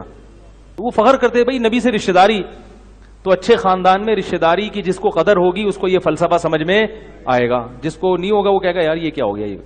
یہی وجہ ہے کہ حضرت علی رضی اللہ تعالیٰ عنہ ایک دفعہ کوفہ کے ممبر پہ کھڑے ہو گئے اور لوگوں سے ڈانٹ کے خطاب کرنے لگے کہ لا تزوج الحسن، میرے بیٹے حسن سے اپنی بیٹیوں اور بہنوں کا نکاح مت کیا کرو، فإنہ مطلاق، یہ طلاق دے دیتے ہیں۔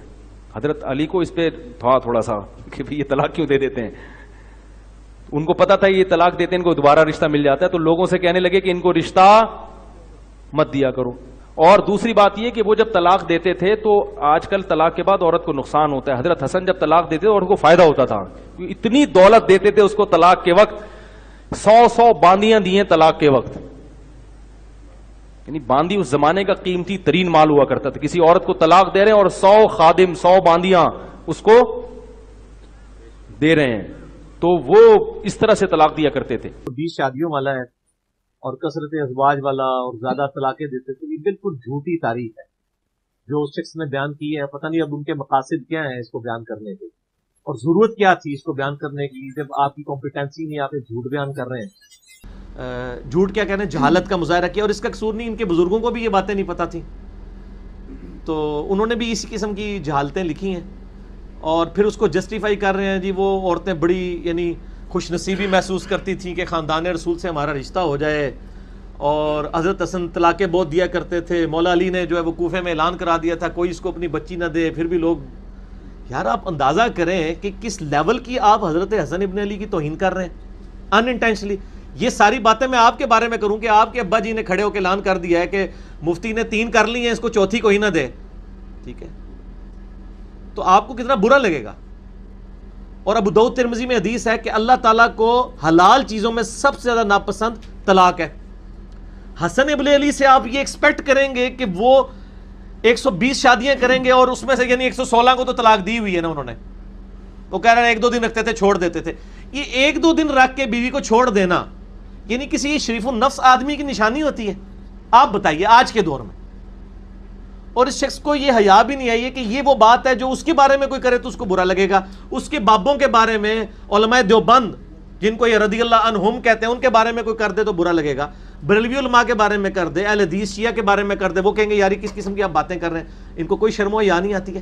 کوئی حیا کرنی چاہیے بات کرتے ہوئے. اور اس طرح حضرت حسن علیہ السلام کے اوپر انہوں نے بالکل جھوٹ باندھا ہے, ان کے بزرگوں نے بھی باندھا ہے, انہوں نے بھی. یہ تاریخی روایتیں ہیں اور تاریخی روایتیں آپ کو پتہ ہے تاریخیں لکھوائی ہوئی ہیں آل امیہ اور آل عباس کی, جو اہل بیت کے دشمن تھے. انہوں نے جان بوجھ کے جو آل رسول تھے, آل محمد تھے علیہم السلام اجمعین, ان کو بدنام کرنے کے لیے چیزیں گھڑی ہیں, باقاعدہ گھڑی گئی ہیں. اور میں ان کو پہلے تو میں ان کو پھکی الزامی والا جواب دیتا ہوں نا, اس کو تو شاید حوالہ نہیں پتا ہوگا, اس کو میں حوالہ دیتا ہوں نا. یہ تاریخ دمشق سے اٹھائی ہے روایت. تاریخ دمشق لکھی ہے امام علی بن حسین ابن عساکر نے, المتوفى 571 ہجری. یہ جو روایت ہے حضرت حسن کثرت ازواج کرتے تھے, اس کے آگے لکھا ہوا ہے کہ حضرت حسن کو معاویہ ابن ابی سفیان رضی اللہ تعالیٰ عنہ نے زہر دے کے شہید کروایا تھا. تو سر پوری گل دسو پھر عوام نو, حسن دے ویاہ تے بیان کیتے جے نا, تو نالے بھی دسو کہ حضرت حسن نو زہر دے کے حضرت معاویہ نے مروایا ہے. ہو گئے نہیں روایتی جعلی ہے تو بیان کیوں کر دیو اس کہ نبی علیہ السلام کا کیا ایک ہی نواسا تھا؟ حسن حسین کٹھے ہی نام ہوتے ہیں نا. ترمذی میں حدیث ہے حسن و حسین جنتی نوجوانوں کے سردار ہیں, ہے نا. تو حسین نو 120 زنانیاں کسی نے نہیں دیتیاں. اگر حضور سے رشتہ داری کرنی تھی تو صرف حسن کے ذریعے ہو سکتی. میں پکی والا جواب دے رہا ہوں, الزامی جواب, اینٹی وینم اور ہومیوپیتھک آنسر. اگر لوگوں کو نبی علیہ السلام سے رشتہ بنانے کا شوق تھا تو صرف حسن کے ساتھ کیوں؟ حسین بھی نبی علیہ السلام کے ہم شکل ہیں.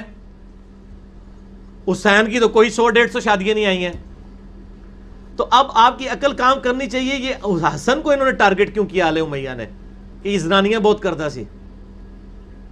اس حقیقت پہ یہ پردہ ڈالنے کے لیے نا انہوں نے کہا کہ حسن کو بدنام کر دو کہ وہ تو ہے ہی زنانیاں دا عاشق سی, تو انہیں کیڑی حکومت چلانی سی, چنگا ہی ہویا معاویہ دے والے کر دیتی.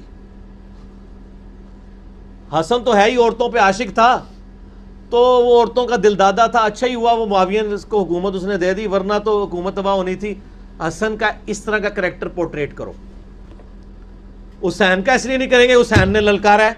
حسین نے تو حضرت معاویہ کو بھی خط لکھے تھے کہ میں اللہ کو کیا جواب دوں گا کہ تیرے دور حکومت کے اندر جو کچھ ہو رہا ہے اور میں خلاف نہیں کھڑا ہو رہا, صرف اس عہد کی پاسداری کر رہا ہوں جو میرے بھائی کا تیرے ساتھ ریٹن ایگریمنٹ ہے, جن شرائط کے اوپر صلح حسن ہوئی تھی. اور جب حضرت معاویہ نے ایک شرط بھی پوری نہیں کی, ان کا جی حضرت حسن سے اس لیے چاہتے تھے کہ تاکہ حضور سے رشتہ داری ہو جائے. تو حسین تو نبی علیہ السلام کے ہم شکل تھے.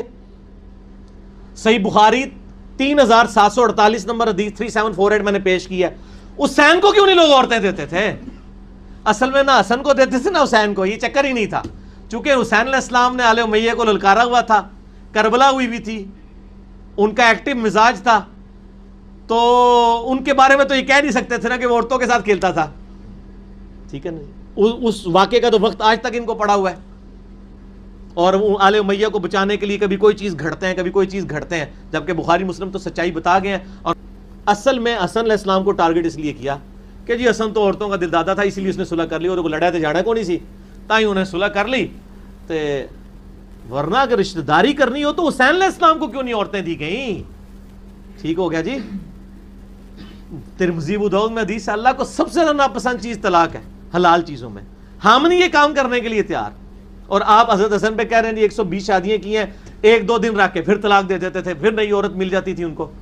بالکل جھوٹ ہے, آپ کا کوئی قصور نہیں. آپ کے بزرگ بھی جاہل تھے اس معاملے میں, یا مرافق تھے یا جاہل تھے, یہ اب آپ نے خود فیصلہ کرنا ہے. یہ حضرت حسن نے کوئی 250 شادیاں کی تھی, یہاں تک روایت ایک میں ملی ہے, وہ لکھی ہوئی ہے انہوں نے. ایک یہ بھی ساری ایسی بات 70 کی ہیں. ان روایتوں کا کون ضامن ہے؟ جنہوں نے زیادہ کی ان کا نام نہیں لیتے, کیونکہ وہ ان کی پارٹی کے ہے نا, سمجھے جاتے حضرت مغیرہ بن شعبہ رضی اللہ عنہ کے جب آتا 1000 عورت کی انہوں نے اور 300 کنواری عورت کا پردہ چاک کیا، اس کا نہیں ذکر کرتے، حالانکہ صحابہ کرام کے حالات پر جو بھی کتاب ہے اس میں حضرت مغیرہ کے بارے میں یہی لکھا، مگر چونکہ وہ حضرت معاویہ کے ساتھ مل گئے تھے ان کا یہ چھپا لیتے ہیں عیب سمجھو، حضرت حسن کے پیچھے پڑے ہوئے۔ وہی حضرت حسن کے بارے میں ایسی روایت جنہوں نے نام لے کر بھی لکھی ہیں نا عورتیں اور ان سے اولاد 18-19 کے قریب تک ہی بس لکھی ہیں، بس اس سے زیادہ کوئی نہیں۔ ہاں اچھا صحیح، یہ ثابت ہے یا یہ بھی بس یعنی کہ نہیں ہے، یہ بھی ایسے، مگر شرح جو ہے نا ناظر البلاغہ ابن ابی الحدیث معتزلی کی، اس میں اس نے نام لکھے ہیں نا کہ یہ عورتیں نے ان سے نکاح کیا، ان سے یہ بچے ہوئے۔ ہاں اچھا جی ناظرین، ملاحظہ کیا آپ نے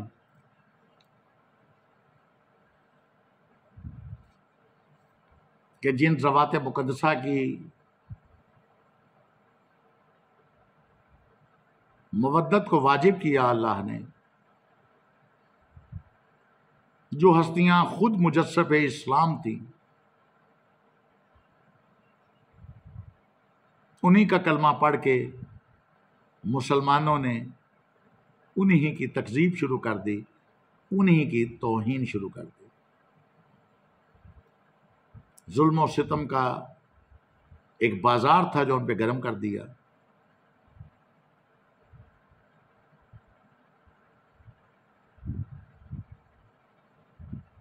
قُلْ لَا أَسْأَلُكُمْ عَلَيْهِ أَجْرًا إِلَّا الْمَوَدَّةَ فِي الْقُرْبَى، جن کی مودت واجب تھی،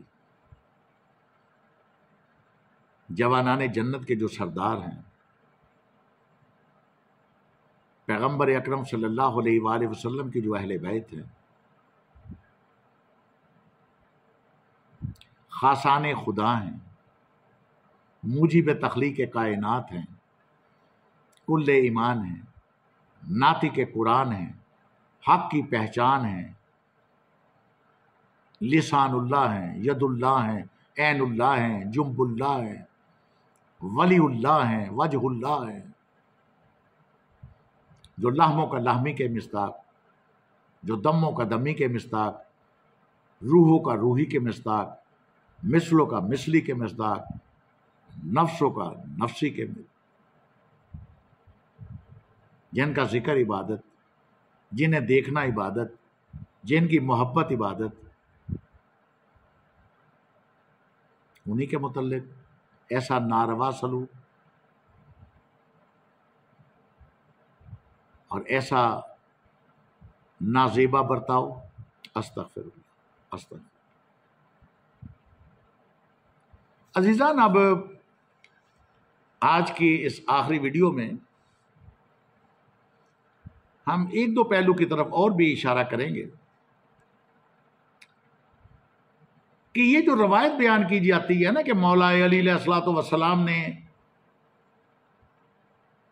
ایک مجمع میں بھی یہ کہا کہ میرے بیٹے حسن کو بیٹیاں نہ دو، تو بہت زیادہ طلاقیں دیتے ہیں۔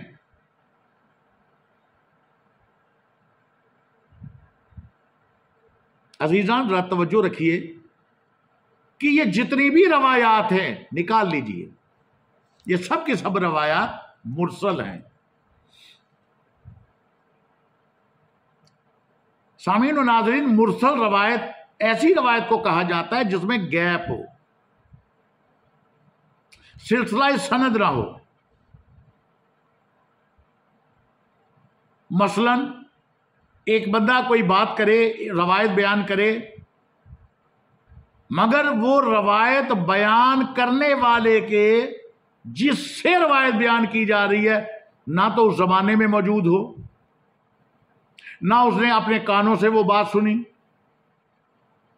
بلکہ جب وہ روایت بیان کرنے والے نے بیان کی ہو، اس کے 100 سال بعد، 200 سال بعد، 400 سال بعد کوئی سنی سنائی بات کو بیان کر دے اور اسے روایت کا درجہ دے دیا جائے، جس کے اندر گیپ ہو، سلسلہ سند نہ ہو، جتنے بھی راوی سلسلہ سند کے ہونے چاہیے وہ گمنام ہوں اور غائب ہوں، ایسی روایت کو مرسل روایت کہا جاتا ہے۔ تو یہی میں عرض کرنے لگا ہوں کہ یہ جتنی بھی روایات ہیں کہ جو مولا علی علیہ الصلوۃ والسلام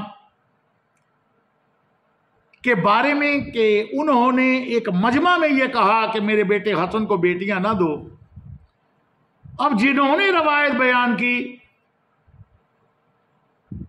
وہ تو مولا علی علیہ الصلوۃ والسلام کے زمانے میں ہے ہی نہیں، وہ تو ابھی پیدا ہی نہیں ہوئے، وہ تو موجود ہی نہیں ہے،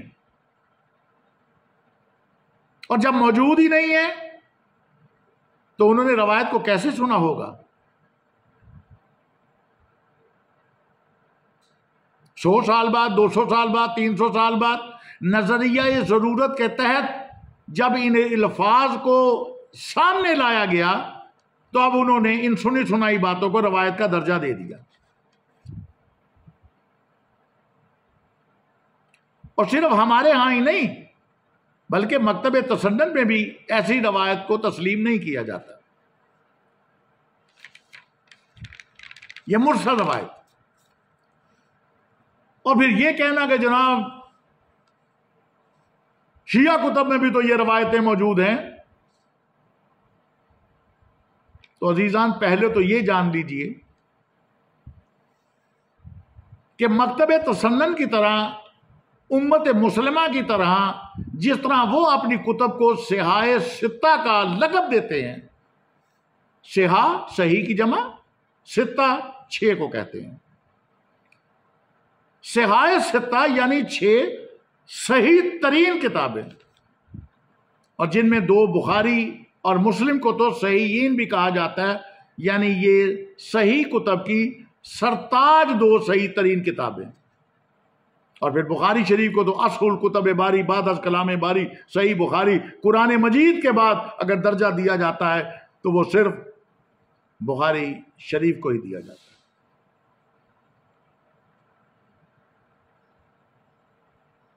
اب آپ کے نزدیک، امت مسلمہ کے نزدیک یہ صحاح ستہ صحیح ترین کتابیں ہیں، مگر واضح ہو کہ مکتب تشیع نے قرآن مجید فرقان حمید کے علاوہ کسی کتاب کو بھی صحیح کا درجہ نہیں دیا۔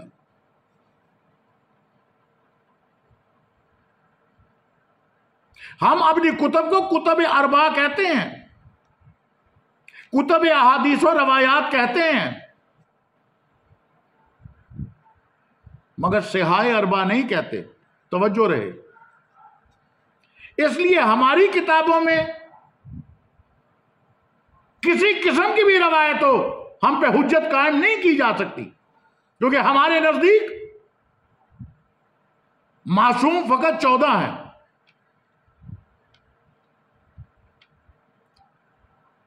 ایک بندہ وہ محدث ہو، مفسر ہو، کچھ ہو، کتنا ہی بڑا عالم ہو، کتنا ہی بڑا مفتی ہو، مگر وہ معصوم نہیں ہے۔ جب وہ معصوم نہیں ہے، اس سے غلطی کا بھی امکان ہے، اس سے خامی کا بھی امکان ہے۔ اگر ہماری کتابوں میں اس دور میں جس وقت تقیہ کا دور تھا، اہل بیت کا نام لے کر اور اہل بیت علیہ السلام کا نام لینے پر سر تن سے جدا کر دیے جاتے تھے، سادات کے خون کے گارے تک بنائے گئے، ظلم و ستم روا رکھے گئے، اہل بیت علیہ السلام ہی امت مسلمہ کے ظلم و ستم سے بچ نہ سکے، ان کے ماننے والے کیا بچتے؟ تو اس دور میں تقیتاً ایسی روایات کو اپنی کتابوں میں لکھوا کر، لکھ کر اور کتابیں شائع کروانا اس دور کی ضرورت تھی، لیکن محدثین و مفسرین نے ایک احتیاط قائم رکھی، کوئی نہ کوئی ایسے حکم چھوڑے گئے جس سے پتہ چل جائے گا کہ قول معصوم کون ہے اور قول غیر معصوم کون سا ہے۔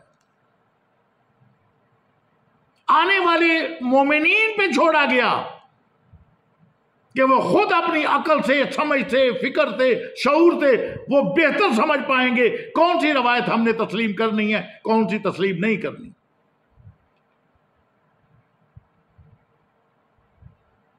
عزیزان، ایک گفتگو میں ایک دوست کہنے لگے کہ جناب آپ کے امام کی تصدیق موجود ہے کہ جی یہ اصول کافی میں صحیح احادیث ہیں، صحیح اقوال ہیں، صحیح روایات ہیں، اور یہ شیعوں کے لیے کافی ہے۔ تو اس کا جواب بڑے سادہ انداز میں تو سادہ سی باتیں کرنے کا عادی ہوں، سادہ انداز میں نے جواب دیا۔ میں نے کہا مجھے بتائیے کہ ایک گھر کا سربراہ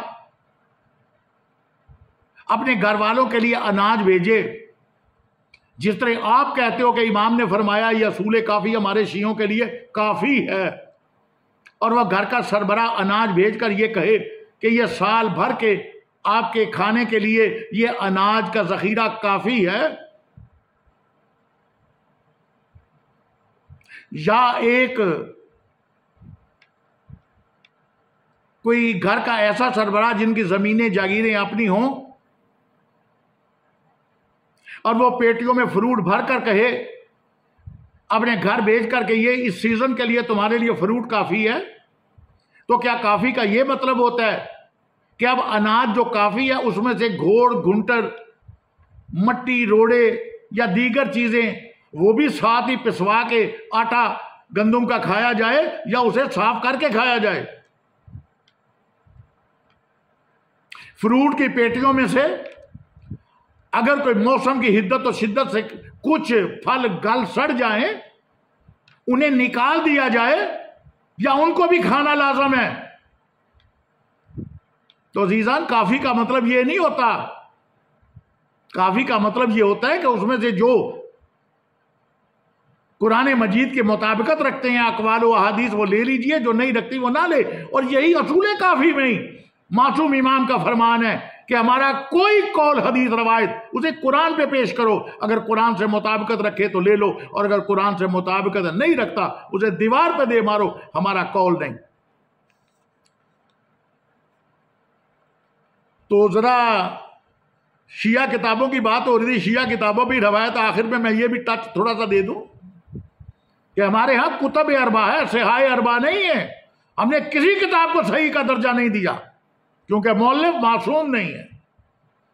صحیح کتاب فقط قرآن مجید فرقان حمید ہے، کیونکہ یہی روایت فروع کافی کی 6 جلد کے صفحہ نمبر 56 پر بھی حدیث نمبر 4 اور 5 کے ذیل میں موجود ہے۔ لیکن بات وہی آ گئی کہ حوالہ دیں گے مگر اپنی عیاری اور مکاری سے باز نہیں آئیں گے، فریب کاریوں سے باز نہیں آئیں گے، خیانت سے باز نہیں آئیں گے۔ سامعین آپ کے لیے عرض کر رہا ہوں کہ اسی الکافی کی شرح مرات العقول علامہ مجسی علیہ رحمہ انہوں نے ان دونوں روایتوں میں سے جو دو انہوں نقل ہیں، ایک کو مجہول اور ایک کو موثق قرار دیا۔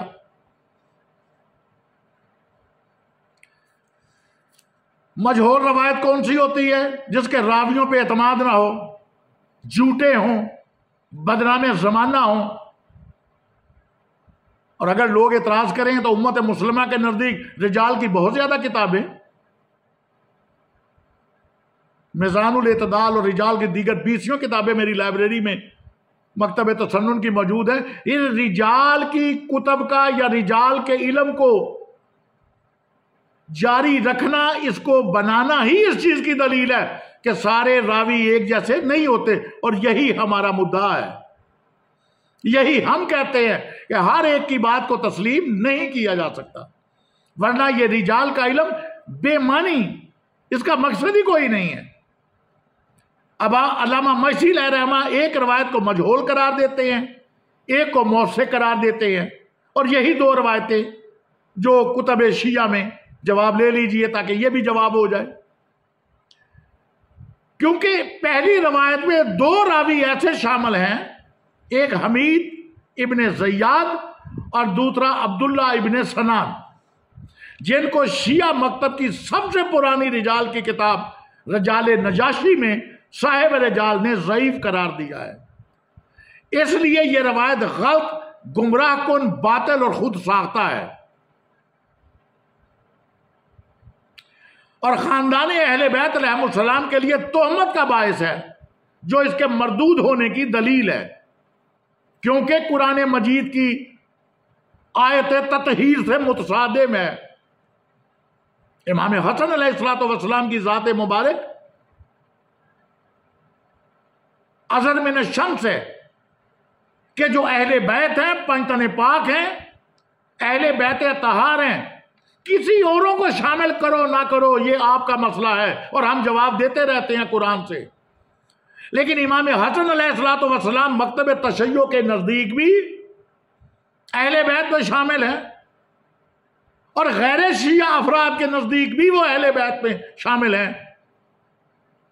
اور جب خالق نے فرما دیا انما یرید اللہ لیذھب عنکم الرجس اہل البیت ویطہرکم تطہیرا،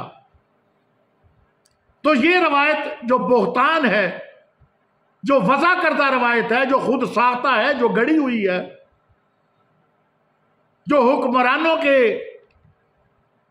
تجوریوں کے منہ کھولنے اور لاکھوں روپے اشرفیاں اور درہم انعام میں ملنے کی وجہ سے یہ ظاہر ہوئی، اس کو بنایا گیا، اس کی پریکا کی حیثیت نہیں ہے، کیونکہ یہ اللہ کے حکم اور اللہ کی آیت کے خلاف جا رہی ہے۔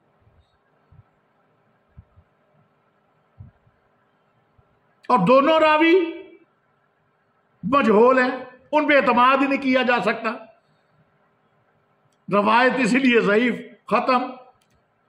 اور دوسری روایت کو موثق کہا گیا ہے، اور عزیزان یہ بھی سن لیجئے، موثق روایت مکتب تشیع کے نزدیک ایسی روایت ہوتی ہے جس کے راوی امامی یعنی محبان اہل بیت نہ ہوں، خواہ وہ سکہ ہی کیوں نہ ہوں۔ تو جب راوی ہی شیعہ نہیں ہے، راوی ہی محبان اہل بیت نہیں ہے، راوی ہی مولائے کائنات اور امام حسن اور امام حسین اور دیگر ائمہ کو، ائمہ اثنا عشر کو نہیں تسلیم کرتے، تو ایسے راویوں کی ہمارے نزدیک جو حیثیت ہے وہ تو پریکا کی حیثیت نہیں رہتی۔ یاد رکھیے، موثق روایت ایسی روایت کو کہا جاتا ہے کہ جس کے راوی محبان محمد و اہل بیت محمد علیہ الصلوۃ والسلام نہ ہو، خواہ وہ کتنے ہی ذکا کیوں نہ ہو، خواہ ان کے لیے کتنے ہی القابات کیوں نہ بولے جا رہے ہوں، مگر چونکہ وہ محب علی نہیں ہے، محب اہل بیت نہیں ہے، ہمارے نزدیک ایسی روایت بھی قابل قبول نہیں ہے، اور ایسی روایت سے استدلال قائم نہیں کیا جاتا۔ اب مکتب تشیع پہ جو بھی روایات ہیں، اب اس میّر پیمانے آلے اور کسوٹی پہ پرکھ کے دیکھ لیجئے، ہمارے نزدیک یہ روایت بالکل موضوع، من گھڑت، باطل اور گمراہ کن ہے۔